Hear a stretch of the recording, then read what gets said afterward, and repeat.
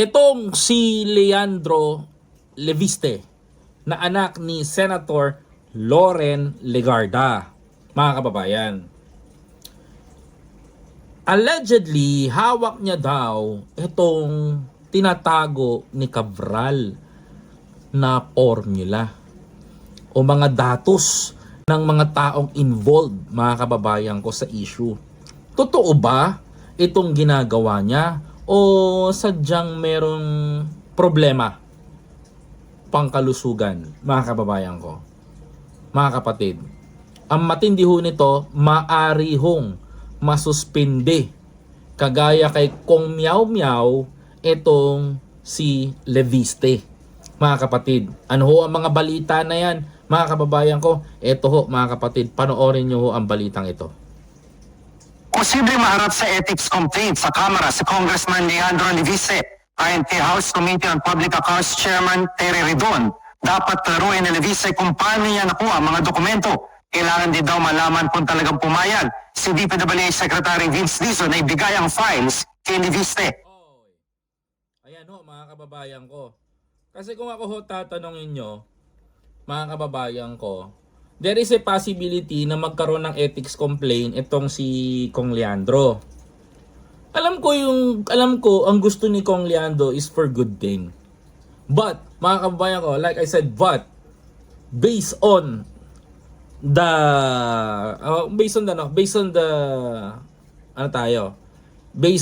documents. Kasi paano maging authenticate itong isang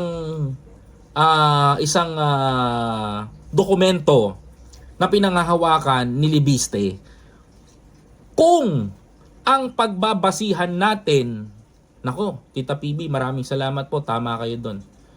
Baby Leonora, maraming salamat po. Ma'am Baby Leonora, thank you very much for your super chat. Thank you po. Ang panghahawakan natin, mga kababayan ko, is, makinig kayo, is this legit or not? Tama ka doon, Ma'am PB. Meron siyang problemang ganun. Ang question ko kasi dito, what happened nung kinuha niya to? Kasi sa totoo lang, pwede siyang kasuhan eh. Pwede siyang kasuhan. Although this is a public documents, pero meron pa rin tong pinagbabasihan. For example, mga kababayan ko, mga kapatid, if we say public documents, this is an example of public documents. Meron akong titulo ng lupa. Kukuha ako sa City Hall ng second copy.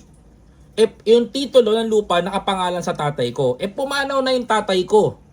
Sample may titulo ng lupa, may bahay, pumanaw na yung tatay ko, ako yung anak, kukuha ako ng copy. Para sa public documents kasi yon. Ngayon, mga kababayan ko, may karapatan ba akong kumuha? Mga kababayan, yes ang tanong. May karapatan si Leandro Leviste kumuha ng public documents. But here is the question, mga kababayan ko. Dumaan ba sa proseso ng pagkuha itong si Leviste ng dokumento sa DPWH, mga kababayan?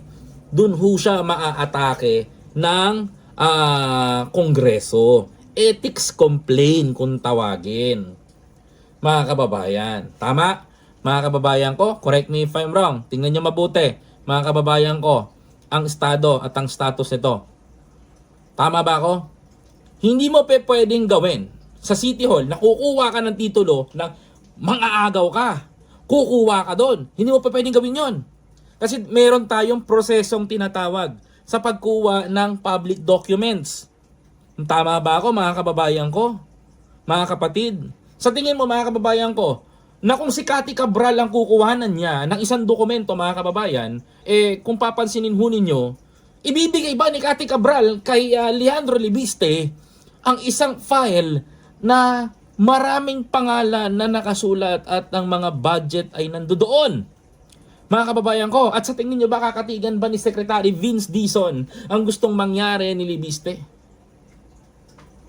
Sa tingin ko, mga kababayan ko, maaaring kumuha si Leviste ng public files, ngunit, mga kababayan ko, kailangan niyan dumaan sa proseso.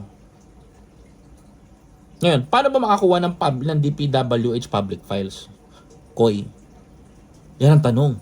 Koy, interesado rin ako eh. Civilian din ako. Hindi man ako opisyal, pero karapatan ko malaman.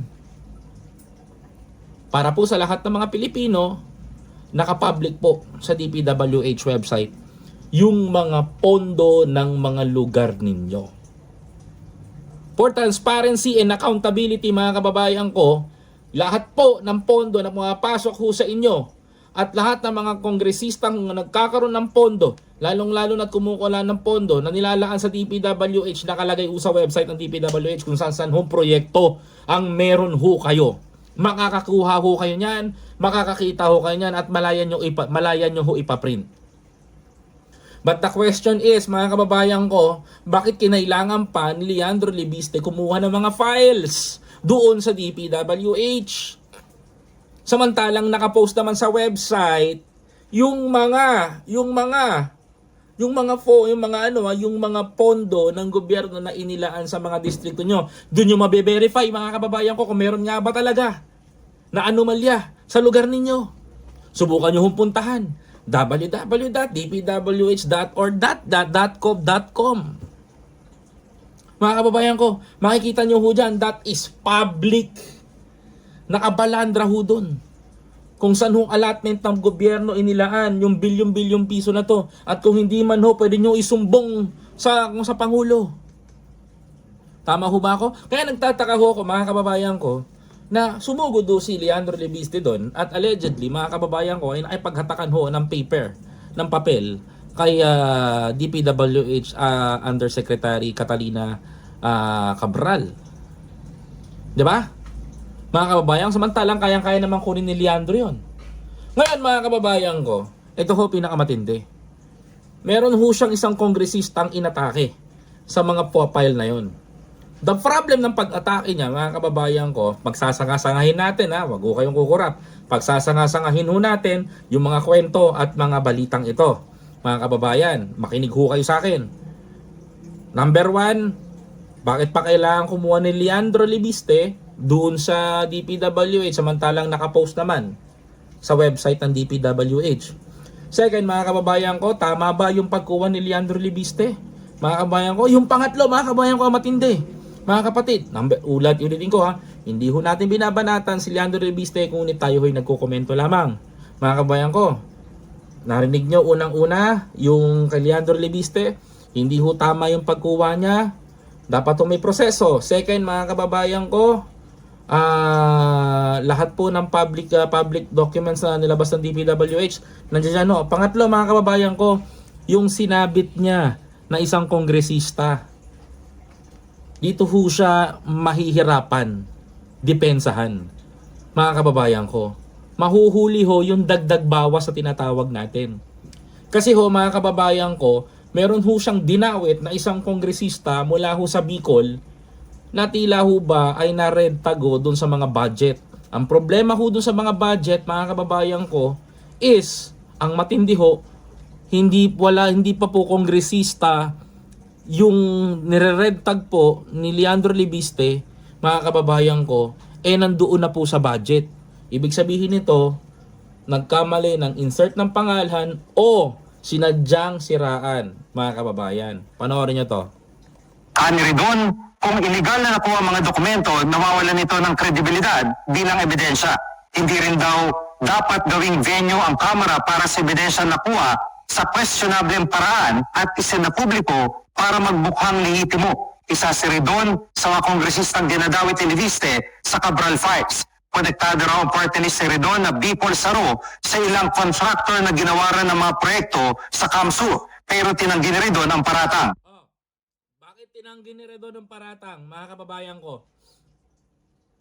Bakit tinanggi ni Congressman Ridon yung paratang ni Congressman Libiste? Alam niyo kung bakit? Simple lang, mga kababayan ko. Walang halong pandaraya itong live na to. Itong video na to. Mga kapatid, simple lang. Bakit tinatanggi ni Ridon? Panoorin nyo. Tip niya, hindi pa siya kongresista nang balangkasin ang 2025 budget.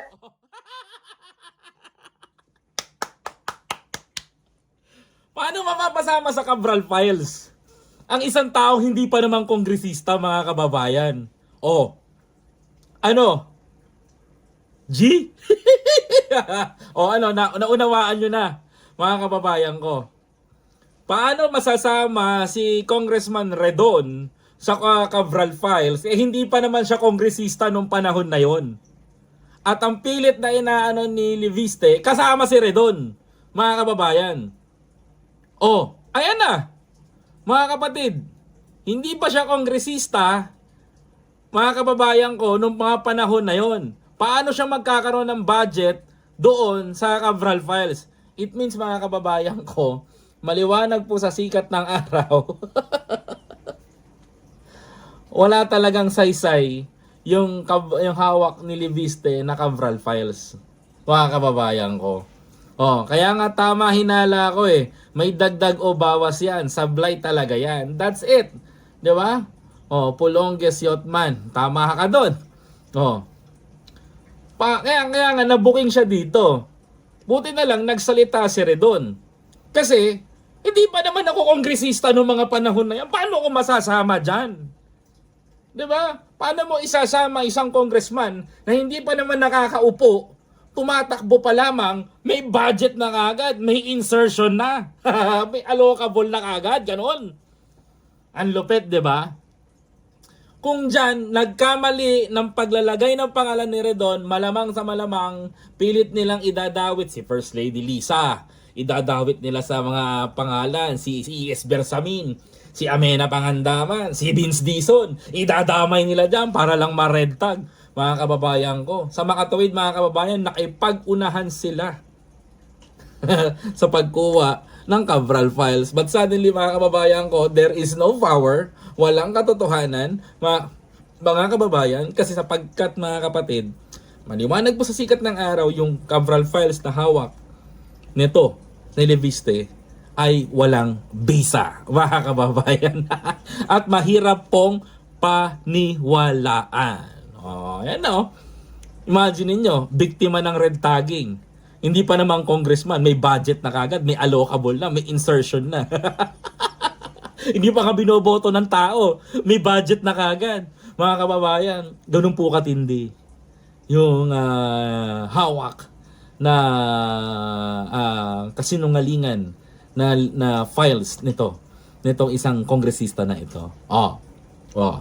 At least mga kababayan ko, 'di ba?